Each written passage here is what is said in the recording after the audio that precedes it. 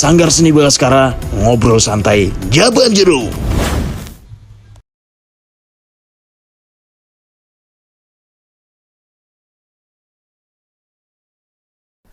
Assalamualaikum warahmatullahi wabarakatuh. Selamat malam, ketemu lagi bareng saya Bagus ya di acara Sanggar Seni Bagaskara, ngobrol santai Jaban Jeruk ya. Dan kali ini kita kedatangan tamu yang luar biasa sekali ya, meskipun dari jauh dari sana ya. Dan ini jauh banget ya karena belum ketemu sebenarnya, yaitu dengan Bapak Prabowo Subianto. Apa kabar nih Pak Prabowo? Alhamdulillah baik. Terima kasih saya diundang. Oke, nah ini sudah berapa sering sih? Ini sudah seberapa sering keinginan Pak Prabowo datang ke acara Jaban Jeruknya ini? Jaban Jeruk, acara Sanggar Seni Bagaskara, udah seberapa sering nih? Ya lumayan, sudah berapa kali ke sini. Oh iya. Nah, gentar nggak Pak Prabowo itu nanti kalau di acara Jaban Jeruk ini saya juga ngundang Pak Anies dan juga Pak Ganjar selaku rival buat besok menuju Pilpres 2024. Ya.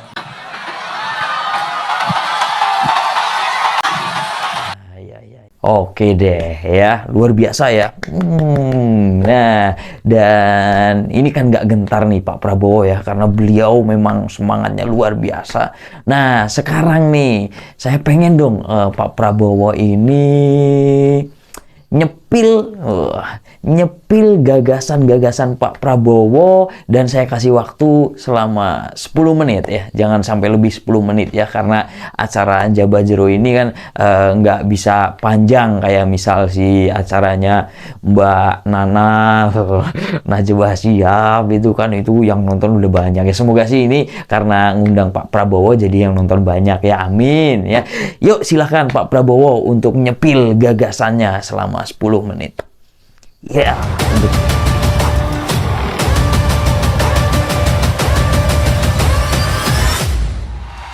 Terima kasih atas undangan yang diberikan kepada saya. Bismillahirrahmanirrahim. Assalamualaikum warahmatullahi wabarakatuh. Salam sejahtera bagi kita sekalian. Shalom, Om Swastiastu, Namo Buddhaya, salam kebajikan, selamat malam. Saudara-saudara sekalian, terima kasih undangan ini, kehormatan bagi saya. Saya sebetulnya mau agak protes. Gagasan besar untuk negara besar seperti Indonesia, kok hanya dikasih 10 menit. Tapi saya berusaha untuk patuh, disiplin. Saudara-saudara, karena saudara-saudara akademisi, saya akan langsung saja ya bicara, tetapi kita harus mulai selalu dari dasar pemikiran. Jadi yang saya beri judul, strategi saya, gagasan saya beri judul Strategi Transformasi Bangsa menuju Indonesia Emas 2045.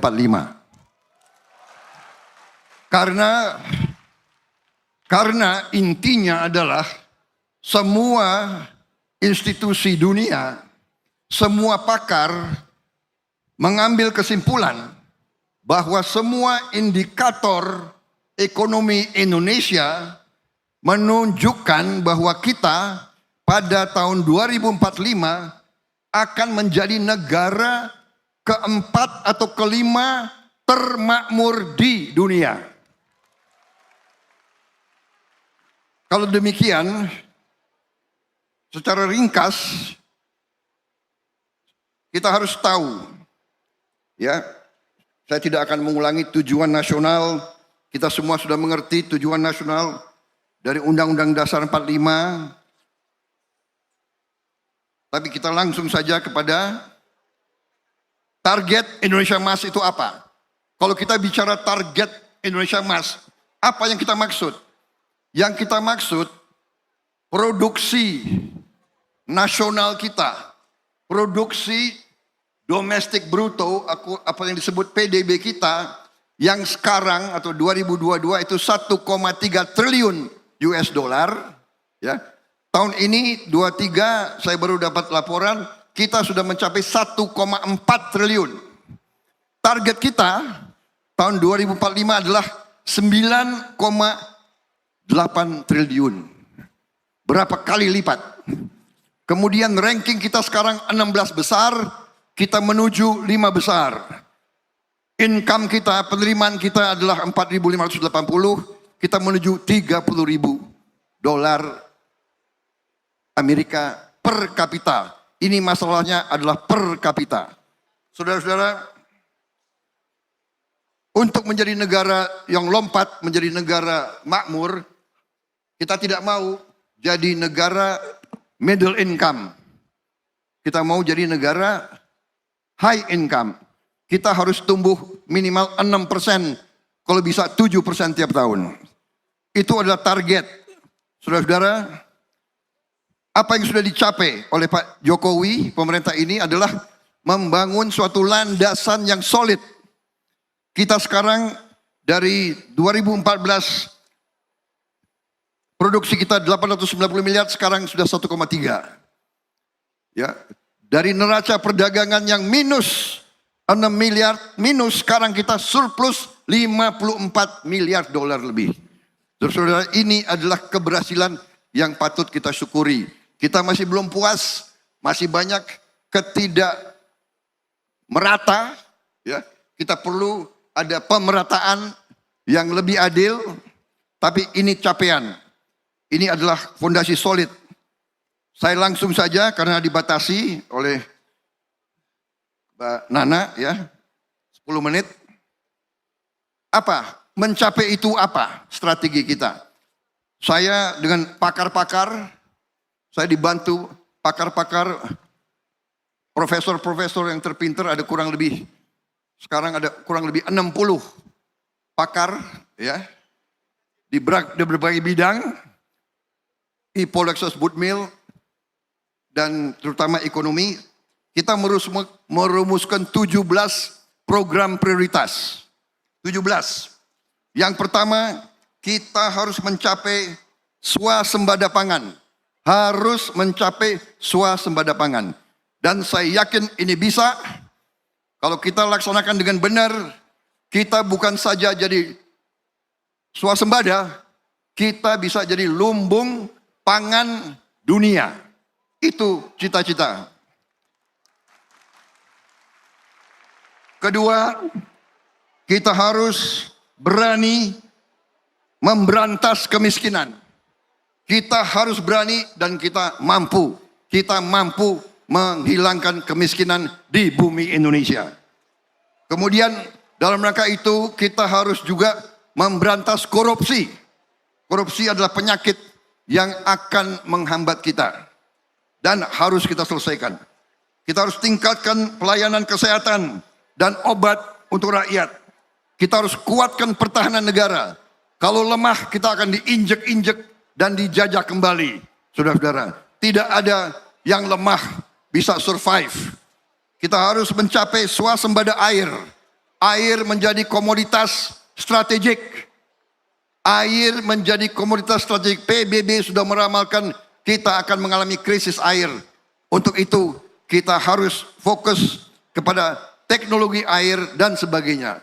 Saya di Kementerian Pertahanan, ada Universitas Pertahanan di bawah pembinaan saya.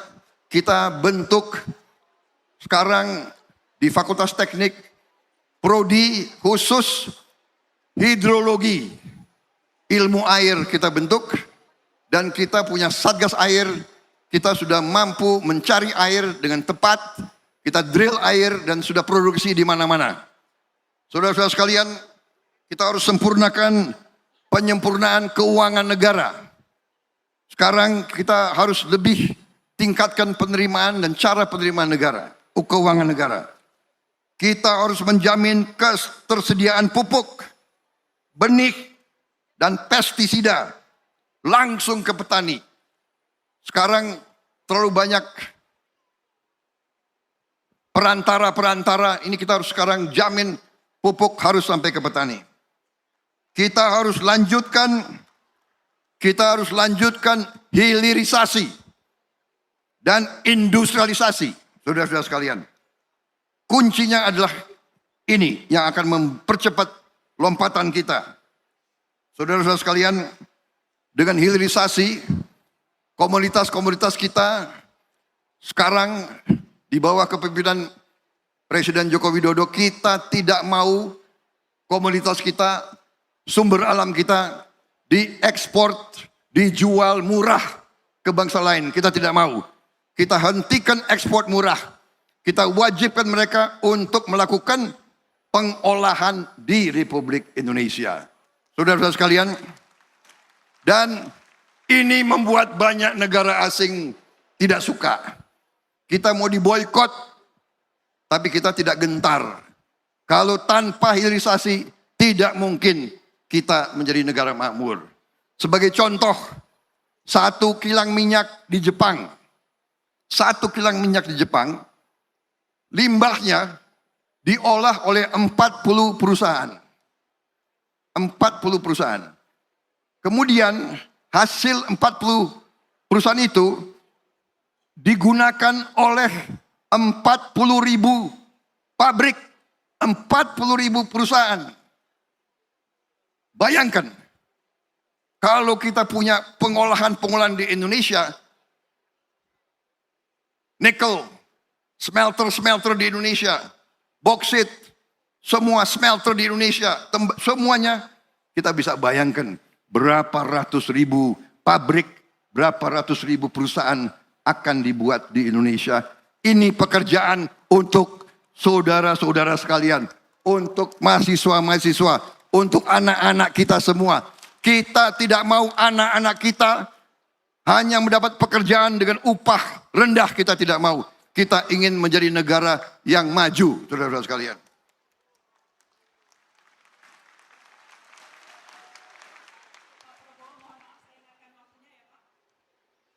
Ya sebentar lagi lah, Mbak Nana.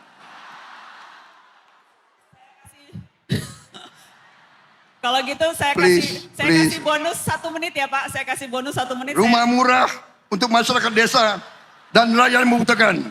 Pemberantasan narkoba. Melanjutkan pemerataan ekonomi. Penguatan UMKM.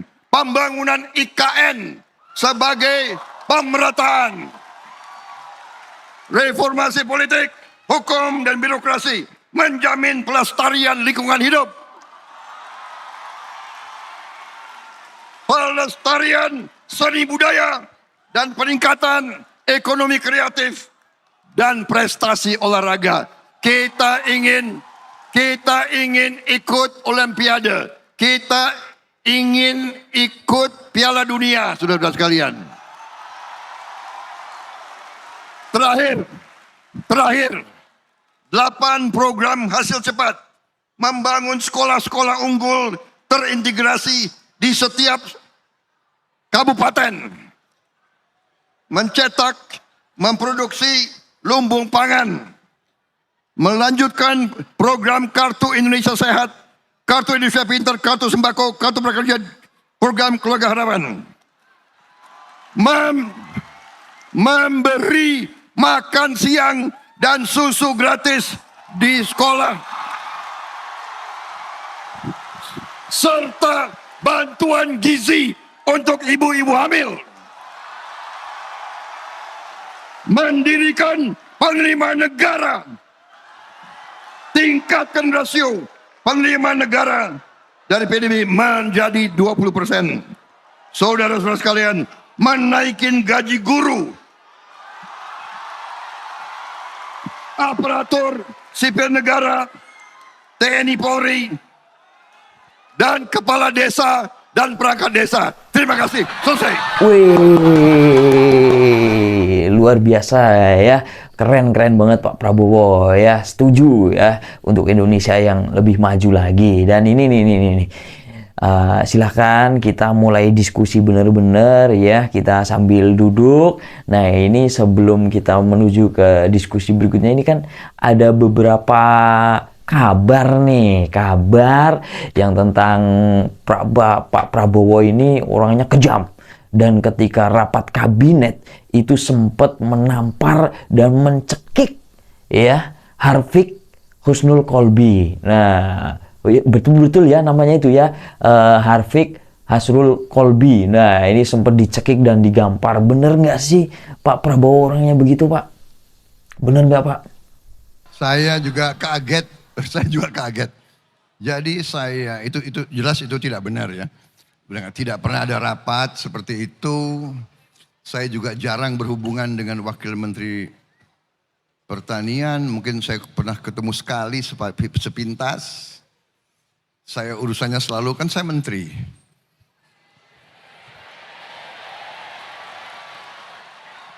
Aku menteri, urusannya sama menteri. Jadi pertemuan saya sama Pak Yassin Limpo, hubungan saya sangat baik. Saya tidak ngerti ya, ini ulah-ulah macam apa ya. Lucu, ya saya dulu di fitnah lebih gawat lagi, Pak. Mau kudeta lah, mau inilah, mau itu. Sedikit-sedikit mau berontak, nggak tahu muka saya muka kudeta kali ya. Jadi ini ya, ini koreksi kita ya. Ini adik-adik mahasiswa, aku manggilnya adik-adik ya. Nggak enak kok manggil, pantasnya kalian tuh anak-anakku. Tapi nggak, nanti rasanya tua banget, nggak ya sudah. Adik-adikku, adik-adik mahasiswa, nanti kalian akan ambil alih negara ini. Ini negara masa depan kalian punya. Kalau jadi pemimpin, jangan seperti itu. Nggak usah. Ya kan? Baik-baik aja. Demokrasi itu harus baik-baik. Ya ini adu gagasan. Hanya jangan 10 menit, tapi oke lah. Ya kan? Saya punya guru-guru yang mengatakan kepada saya, Prabowo, kalau kau difitnah, ya kan? Itu tandanya kau diperhitungkan. Ya. Dan biasanya fitnah yang semakin kejam itu membalik kepada orang yang menyebarkan fitnah. Jadi saya nggak pernah urus, saya serahkan kepada yang di atas saja. Mudah-mudahan yang lontarkan itu ya sadar ya. Nggak usahlah diterus-teruskan budaya kayak itu. Itu memalukan itu, benar nggak ya? Masalah bangsa kita terlalu banyak, terlalu besar, dan ya udah, nggak benar itu ya. Oh itu masalahmu, oh iya ya. Wah berarti itu hanya fitnah ya Pak Prabowo ya, dan dibuat santai aja ya. Wah ternyata fitnah bro ya, fitnah nih teman-teman Jabanjero ya. Dan yang pastinya jangan lupa like, komen, dan subscribe ya, apalagi ini bareng Pak Prabowo Subianto. Semoga beneran ya. Oke deh, dan ini nih apa namanya, menurut Pak Prabowo nih, kalau hari ini kan marak yang namanya money politik ya, di mana-mana semua orang pakai uang, bahkan ada mereka itu berpikir kalau hari ini nyalek nggak pakai duit nggak bakal jadi. Nah ini kalau menurut Pak Prabowo gimana nih tentang money politik yang sudah marak dan menjamur di Indonesia? Silahkan. Tidak boleh ada politik uang, tapi kenyataannya kan orang yang istilahnya menghalalkan segala cara akan melakukan. Nah ini kita harus mendidik rakyat untuk tidak terpengaruh. Kalau dia mau bagi-bagi uang, ya kan, terima aja, tapi jangan ikuti. Berarti akan patah sendiri, lama-lama nggak mau dibagi lagi. Itu maksud saya. Ya. Banyak rakyat kita yang sangat sulit hidupnya, ya kan. Dia yang penting dia tidak terpengaruh. Jangan dia terpengaruh, itu akan patah, benar nggak? Maksudnya itu beri uang kan untuk membeli dukungan, membeli kesetiaan, membeli. Itu kan sama dengan menyogok. Nah, kalau dikasih uang tapi tidak mau diikuti, ya patah tujuannya. Oh, begitu. Tapi gini Pak Prabowo.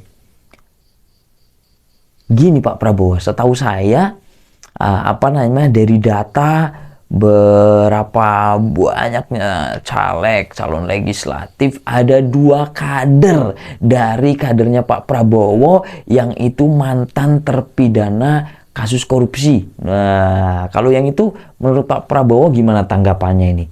Karena kan banyak sekali ini mantan-mantan terpidana kasus korupsi kok bisa nyalek lagi. Ini kan fatal banget. Nah, ada 2 kader yang dari kadernya Pak Prabowo sendiri, itu bagaimana Pak Prabowo? Ada jawabannya.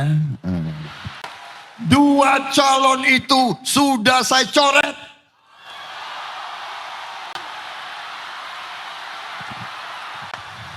Karena calon legislatif kita saya kira berapa belas ribu itu. Berapa belas ribu calon. Ya kadang-kadang verifikasinya lolos begitu ya. Coret.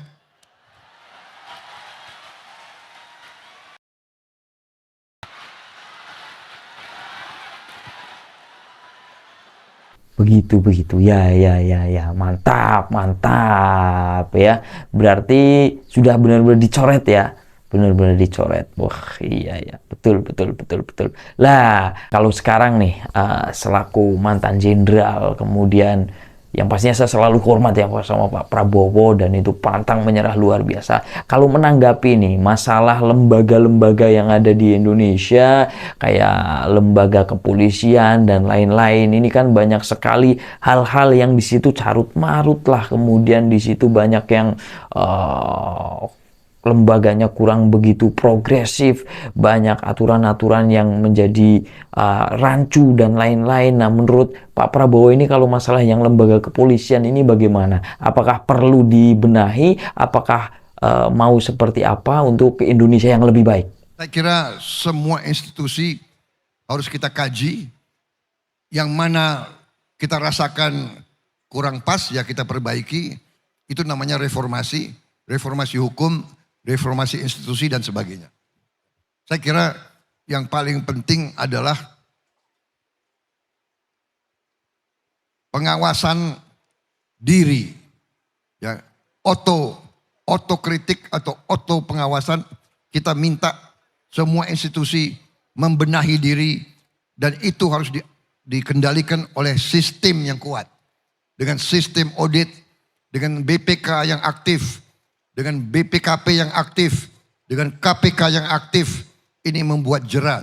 Kalau kita lihat kepolisian sekarang, kita lihat beberapa jenderal-jenderal pun dihukum.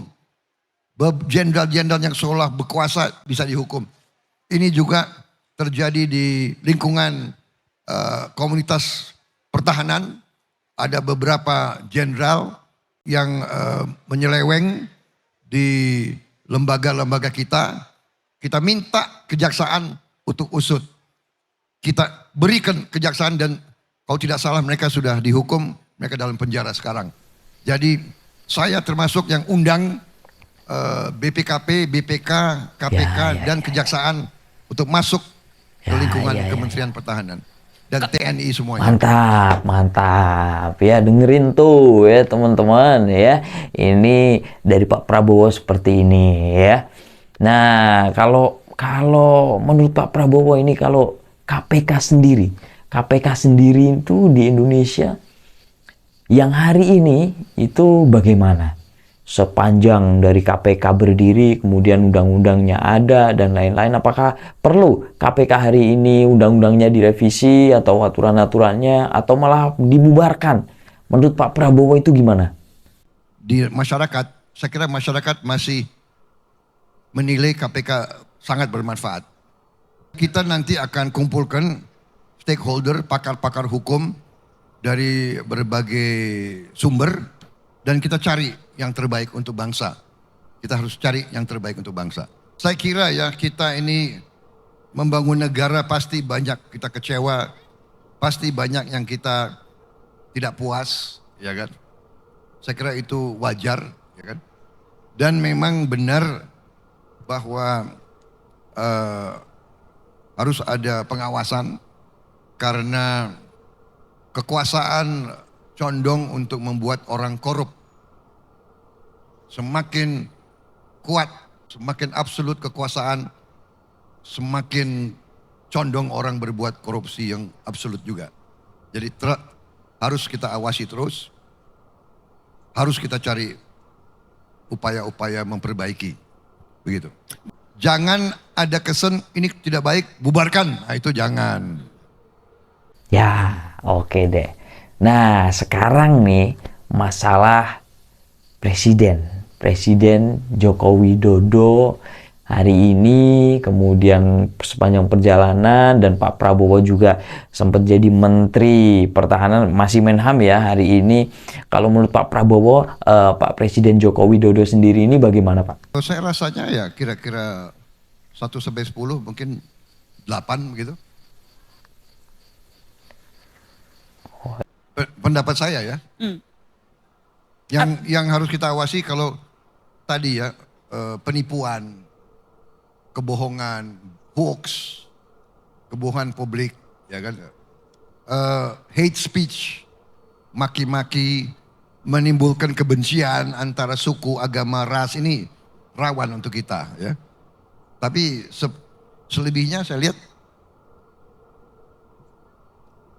lumayan lah kita dibandingkan dengan beberapa negara tetangga kita ya. Ya. Berarti melanjutkan dan juga apa yang baik dibenahi dan yang buruk dihilangkan gitu ya, lebih ke melanjutkan ya pemimpin sebelumnya. Oke deh, dan ini yang terakhir Pak Prabowo, ini yang terakhir, pertanyaan terakhir sebelum nanti kita joget gemoy bersama ya. Apa yang diinginkan Pak Prabowo untuk Indonesia berikutnya, untuk generasi Indonesia berikutnya, untuk masyarakat Indonesia selanjutnya? Apa yang Pak Prabowo inginkan? Adik-adik, saya mau cerita ya. Saya lahir tahun 51. Ya. Kita baru 1 tahun merdeka. Ya. Ya, maaf, proklamasi tahun 45, tapi penyerahan kedaulatan baru tahun 50. Ya, 49. Karena kita harus perang. Penjajah gak mau pergi, kita harus perang. Saya mau cerita begini. Ya. Waktu itu, saya mau cerita, begitu saya sekitar umur 22, 23, 24, saya perwira di tentara, saya bawa anak buah saya berenang di kolam renang Manggarai. Waktu itu masih ada kolam renang di Manggarai. Dan waktu saya berenang, saya lihat ada dinding. Dinding dari marmer, tapi tertutup oleh lumut. Saya suruh bersihkan lumut. Dan saya baca, di situ ada tulisan, Honden and Inlander verboden. Ya, artinya anjing dan pribumi dilarang masuk kolam renang. Itu tahun 75 saya baca. Jadi adik-adik sekalian, dulu kita dijajah, kita dibantai, kita diperbudak, kita dimiskinkan, dan kita dianggap lebih rendah dari anjing. Anda minta saya refleksi. Saya pernah hidup di tengah orang Eropa. Saya ingat, saya waktu itu satu-satunya murid yang bukan kulit putih. Tiap hari saya diejek oleh guru saya. Tiap hari dibilang bangsa monyet, ini itu. Prabowo, your people live on trees. Saya alami. Saya sekolah di beberapa negara, selalu mereka bilang begitu. Rakyatmu tinggal di pohon, kamu, saya mengalami. Jadi kalau Anda minta saya refleksi, saya ingin melihat sebelum saya meninggal, Indonesia menjadi negara bermartabat, negara terhormat. Saya ingin lihat tidak ada kemiskinan di Republik Indonesia. Saya ingin lihat anak-anak Indonesia kuat, gembira, senyum, orang tuanya gembira. Itu, Mbak Nana, itu yang mendorong saya. Kalau Anda minta refleksi saya tidak mau bangsa saya dihina terus. Saya ingin bangsa saya terhormat, berdiri di atas kaki sendiri. Saya ingin melihat adik-adik saya ini semua, nanti kau pakai mobil, mobil buatan Indonesia. Kau naik motor, motor buatan Indonesia.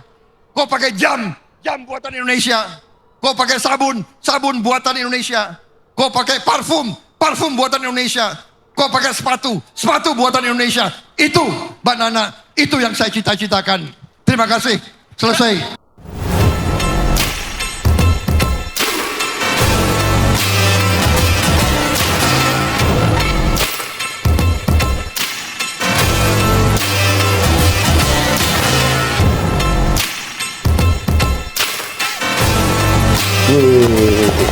Mantap, luar biasa ya. Dan terima kasih sudah hadir di acara Jaban Jero yang ke-9 ya, walaupun jarak jauh dan waktu yang berbeda. Ini kan waktunya berbeda ya. Ini hari ini tag-nya Pak Prabowo, ini diskusinya udah lama. Tapi nggak apa-apa, yang pastinya teman-teman Jaban Jero terima kasih. Jangan lupa like, komen, dan subscribe, karena habis ini kita bakal joget gemoy bareng-bareng Pak Prabowo ya. Dan pastinya untuk acara Jaban Jero bersama Pak Prabowo ini adalah hiburan semata ya. Dan pastinya untuk memotivasi kita dengan sikap-sikap Pak Prabowo yang luar biasa sekali, pantang menyerah dan juga enjoy menjalani hidupnya ya. Yuk kita joget gemoy bareng Pak Prabowo. Terima kasih, saya Bagus AR pamit undur diri di acara Jaban Jero ini. Terima kasih. Sampai jumpa lagi di next berikutnya bareng bareng Pak Anies dan Pak Ganjar. Terima kasih untuk malam hari ini. Sampai jumpa lagi. Wassalamualaikum warahmatullahi wabarakatuh. Yuk Pak Prabowo joget gemoy.